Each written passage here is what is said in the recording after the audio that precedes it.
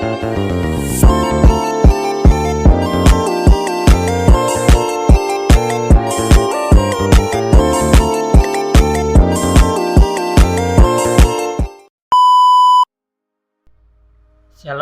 selamat pagi. Perkenalkan, nama saya Marvel Danwenda dari Fakultas Teknik Program Studi Teknik Elektro.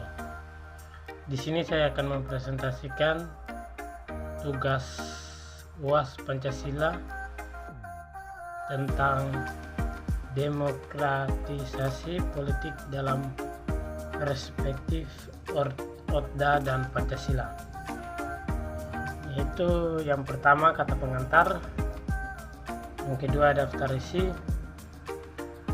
yang ketiga bab 1 pendahuluan, ada A latar belakang, B rumusan masalah, C tujuan. Kita masuk di bab 2 pembahasan. A. Bagaimana konsep Odda atau Order 3 Demokrasi Aksi berkontribusi terhadap demokratisasi politik di Indonesia.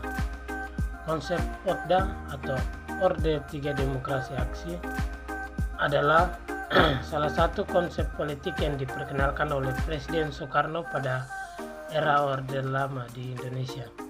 Konsep ini memiliki tujuan untuk meningkatkan partisipasi langsung rakyat dalam proses politik sebagai upaya untuk mewujudkan demokrasi yang lebih substantif. Berikut ini beberapa cara di mana konsep Odda berkontribusi terhadap demokratisasi politik di Indonesia. 1. Partisipasi aktif rakyat. Odda menekankan pentingnya partisipasi langsung rakyat dalam pembuatan keputusan politik. Hal ini tercermin dalam upaya untuk mengorganisir rakyat secara massal dalam forum-forum seperti musyawarah rakyat atau masyarakat dan badan kerja rakyat BKR untuk mengambil bagian dalam pembuatan kebijakan nasional. 2. Pemberdayaan politik massa. Konsep Odda mempromosikan pemberdayaan politik massa melalui aksi kolektif dan partisipasi langsung dalam proses politik. Ini bertujuan untuk mengurangi kesenjangan antara elit politik dan rakyat serta meningkatkan legitimasi pemerintah dengan melibatkan rakyat secara langsung dalam pengambilan keputusan. 3. Mengembangkan keterlibatan politik. Odda mencoba untuk merumuskan mekanisme partisipasi politik yang lebih inklusif dan berdasarkan aksi langsung dari rakyat. Tidak hanya melalui pemilihan umum, tetapi juga melalui berbagai bentuk aksi politik seperti demonstrasi, petisi, dan lain-lain. Meskipun konsep Odda tidak lagi menjadi landasan utama dalam sistem politik Indonesia setelah era Orde Lama berakhir.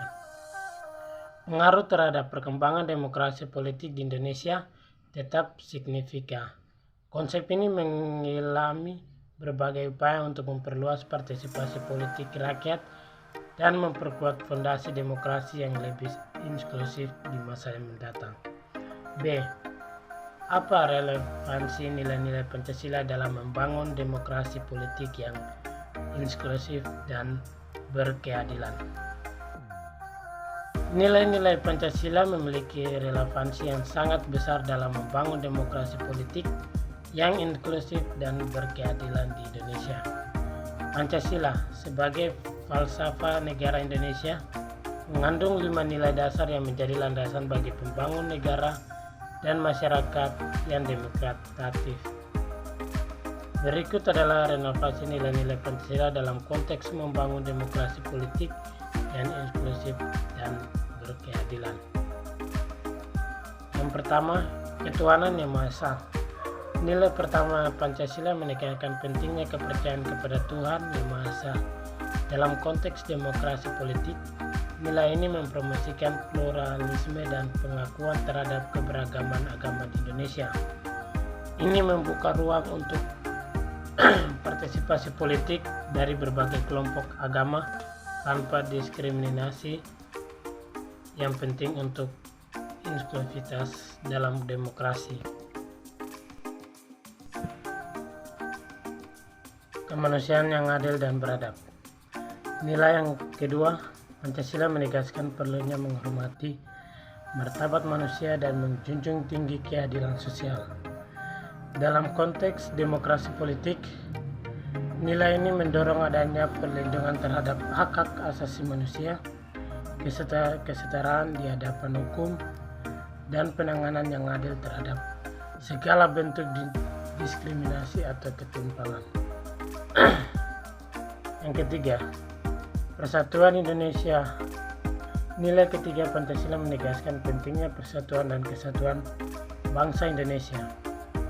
Dalam konteks demokrasi politik, nilai ini menuntun agar setiap warga Indonesia merasa terlibat dan diakui dalam kehidupan politik dan sosial tanpa memandang perbedaan suku, agama, ras, dan antar golongan. Yang keempat, kerakyatan yang dipimpin oleh hikmat kebijaksanaan dalam permusyawaratan perwakilan. Nilai keempat, Pancasila menegaskan pentingnya musyawarah dalam pengambilan keputusan politik.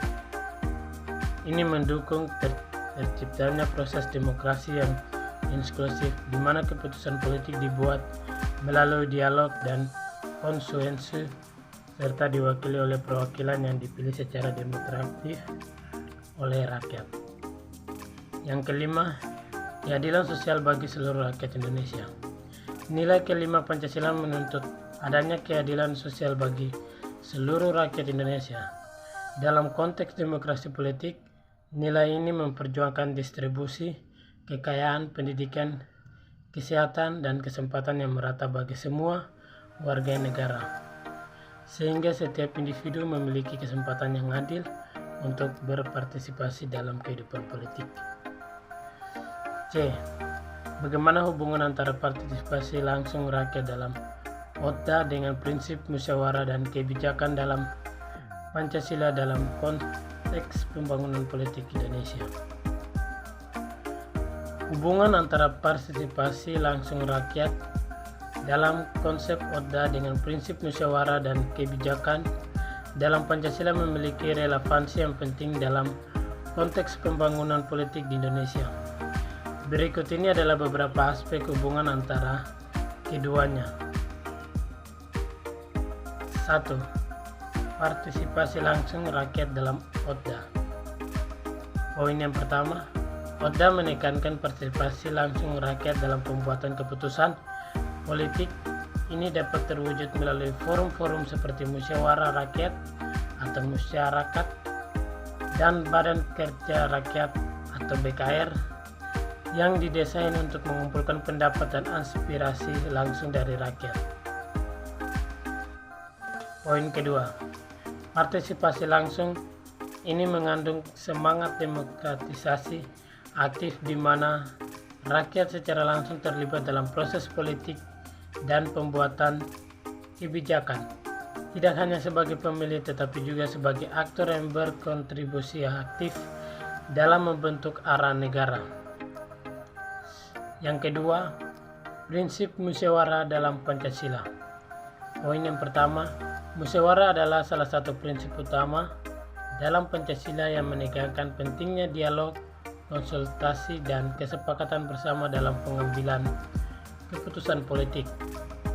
Prinsip ini menegaskan bahwa keputusan politik yang diambil harus melalui proses musyawarah yang dilandasi oleh hikmat dan kebijaksanaan.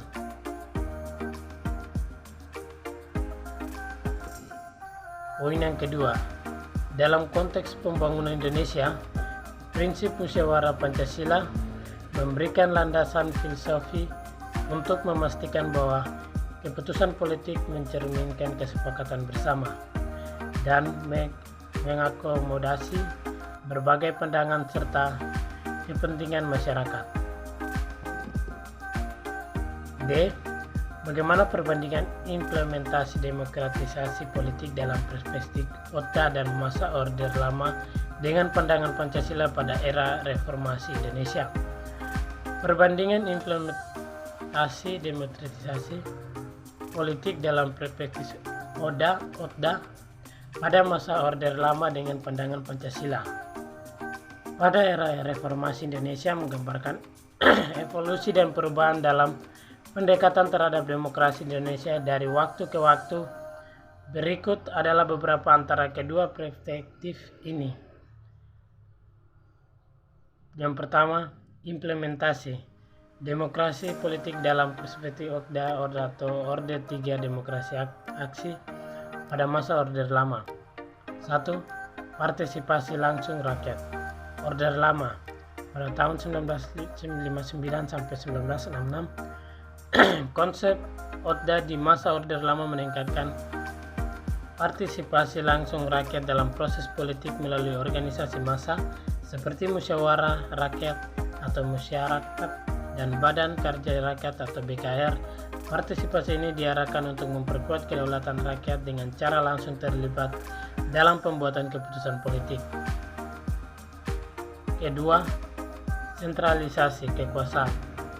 Orde Lama, meskipun mendorong partisipasi langsung rakyat, Otda juga sering dikritik karena cenderung sentralisasi kekuasaan pada pemerintahan pusat dan kepemimpinan tunggal, terutama di bawah kepemimpinan Soekarno.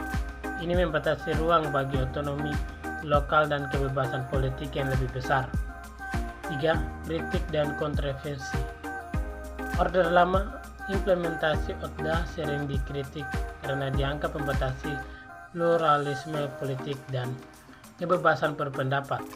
Pemerintah Orde Lama cenderung atau otoriter dalam mengelola proses politik dan membatasi kebebasan sipil serta oposisi politik.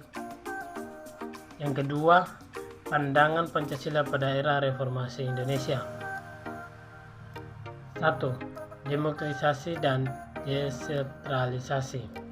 Era reformasi pada tahun 1998 sampai dengan sekarang, Pancasila dalam era reformasi menegakkan pada pembangunan demokrasi yang lebih inklusif dan desentralisasi kekuasaan.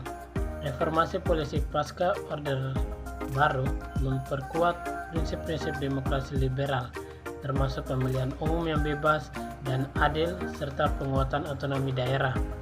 Yang kedua, perlindungan HAM dan keadilan sosial. Era reformasi, Pancasila dalam era reformasi juga menyoroti perlindungan hak asasi manusia atau disingkat HAM dan keadilan sosial sebagai bagian integral dari pembangunan demokrasi. Reformasi konstitusi dan legislasi bertujuan untuk mengakomodasi nilai-nilai Pancasila dalam kebijakan publik yang lebih inklusif dan berkeadilan.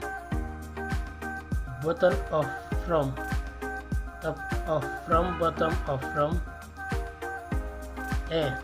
Bagaimana peran Otda dan nilai-nilai Pancasila dalam menghadapi tantangan globalisasi terhadap demokratisasi politik di Indonesia? Peran Otda atau Orde 3 Demokrasi Aksi dan nilai-nilai Pancasila dalam menghadapi tantangan globalisasi terhadap demokratisasi politik di Indonesia adalah penting untuk mempertimbangkan dalam konteks kompleksitas hubungan internasional dan pengaruh global terhadap sistem politik Indonesia. Berikut ini adalah beberapa aspek peran Otda dan nilai-nilai Pancasila dalam menghadapi tantangan globalisasi. 1. Otda dan globalisasi. Menguatkan partisipasi rakyat.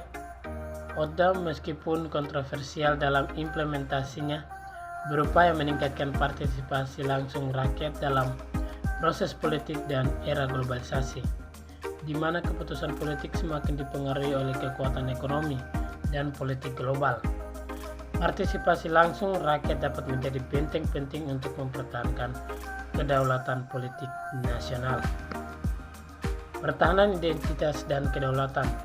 Konsep Otda juga mencerminkan semangat untuk mempertahankan identitas nasional dan kedaulatan dalam menghadapi arus globalisasi yang dapat mengancam kedaulatan politik dan budaya sebuah negara. Yang kedua, nilai-nilai Pancasila dan globalisasi.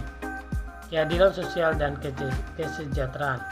Nilai-nilai Pancasila seperti keadilan sosial bagi seluruh rakyat Indonesia, relevan dapat konteks globalisasi di mana kesenjangan ekonomi dan sosial seringkali diperdalam.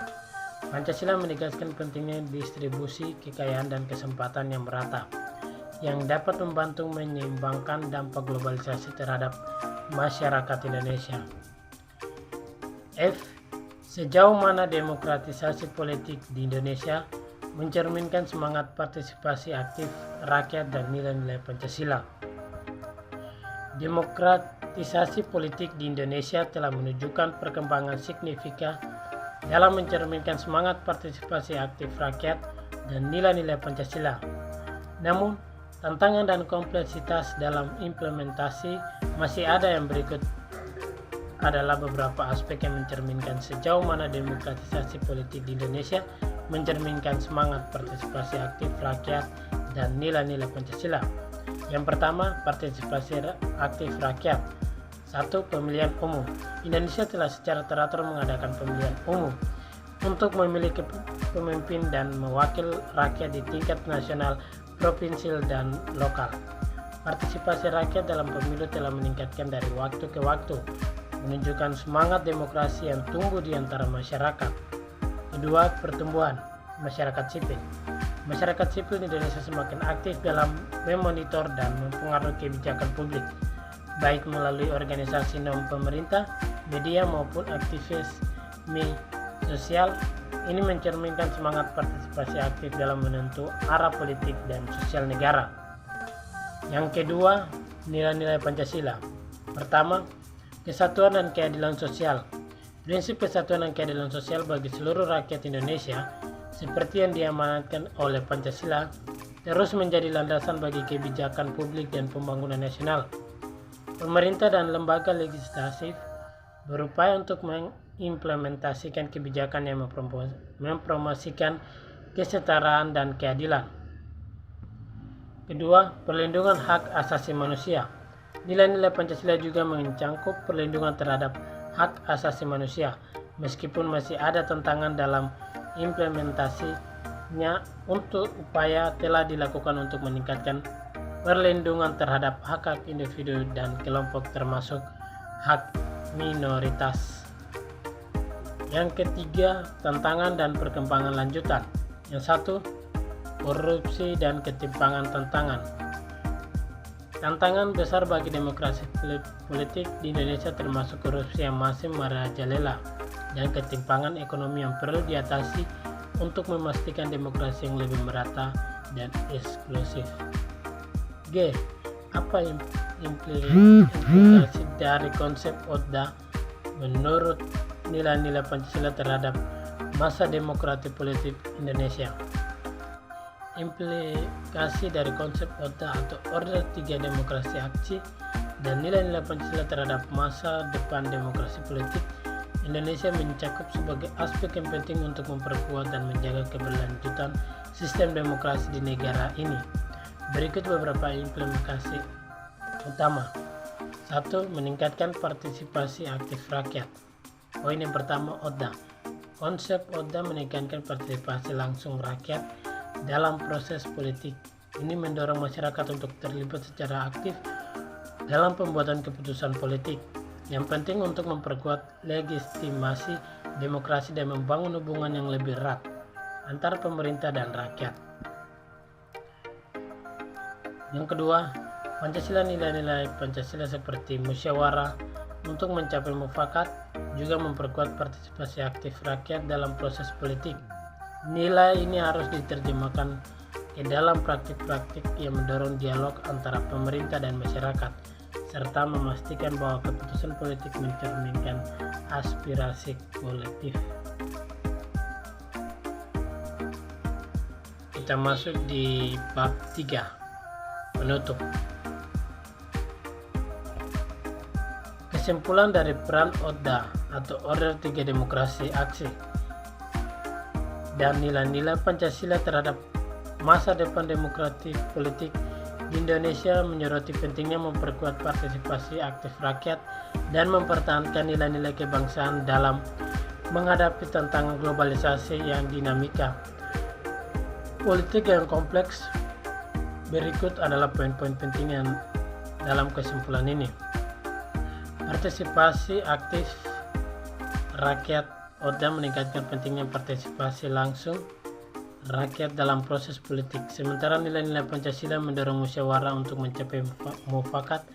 Kedua konsep ini memberikan fondasi untuk memperkuat demokrasi melalui keterlibatan langsung dan dialog yang inklusif antara pemerintah dan masyarakat. Poin yang pertama, keadilan sosial dan hak asasi manusia. Nilai-nilai Pancasila seperti keadilan sosial bagi seluruh rakyat Indonesia menjadi pedoman untuk kebijakan publik yang mengurangi kesenjangan sosial dan ekonomi. ODA dalam konteksnya dapat mendorong perlindungan hak asasi manusia melalui partisipasi langsung rakyat dalam pengawasan dan advokasi. B. Saran. Pertama, penguatan pendidikan kewarganegaraan. Perkuat pendidikan kewarganegaraan mendalam tentang nilai-nilai Pancasila dan praktik demokrasi. Mendorong partisipasi masyarakat.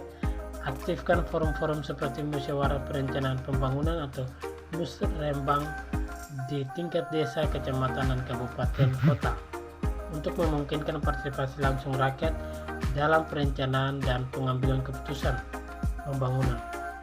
Yang kedua, perlindungan hak asasi manusia. Perlindungan terhadap hak asasi manusia dengan memperkuat lembaga-lembaga penegakan hukum dan mempromosikan keadilan sosial bagi semua warga negara. Ya baik, terima kasih. Mungkin itu adalah presentasi saya di pagi hari ini untuk tugas UAS Pancasila. Saya akhiri dengan Shalom, selamat pagi.